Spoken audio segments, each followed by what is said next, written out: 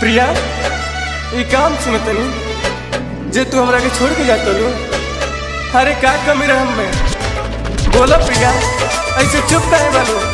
देखा प्रिया हम तोरा बिना रह ना पाई। अरे बोला प्रिया, कुछ तो बोला।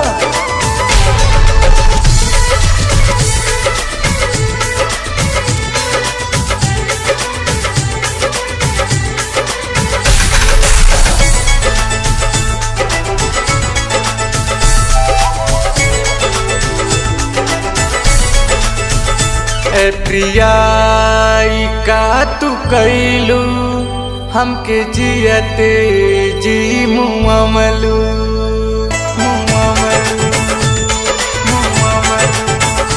ए प्रिया का तू कैलू हमके जियते जी मुआमलू ऐसा नम का तू कैलू हमके जियते जी मुआमलू कौशल के तू पारी दिन रात रोवलू।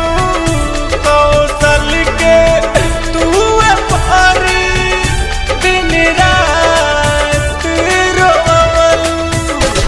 सनम का तू कैलू हमके जियते जी मुआमलू। सनम का तू कैलू हमके जियते जी मुआमलू।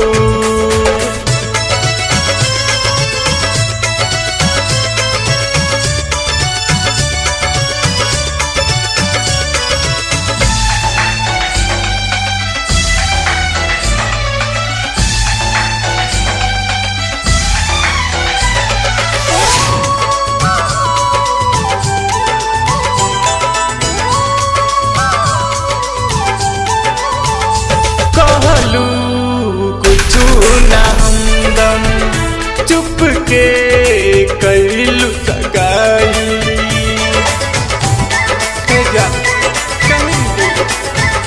कहलू कुछु ना हमदम चुप के कैलू सगाई। कैसे दिल के समझाई बोलाए हो हार जाई। कैसे तोहके हम भुलाई बोलाए हो हार जाई।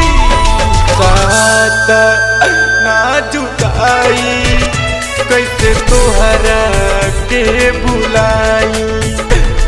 सहाता ना जुटाई कैसे तोहरा के भुलाई।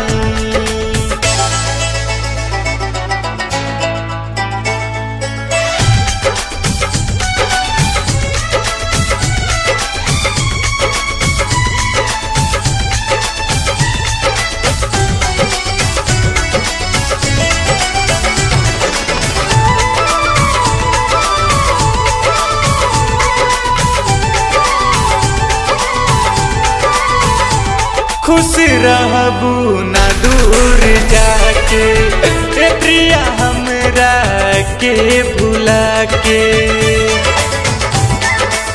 जान सुना, खुश रहबू ना दूर जाके ए प्रिया हमरा के भुला के। हमार जिंदगी तू बिगाड़लू पियावा के घर बता के।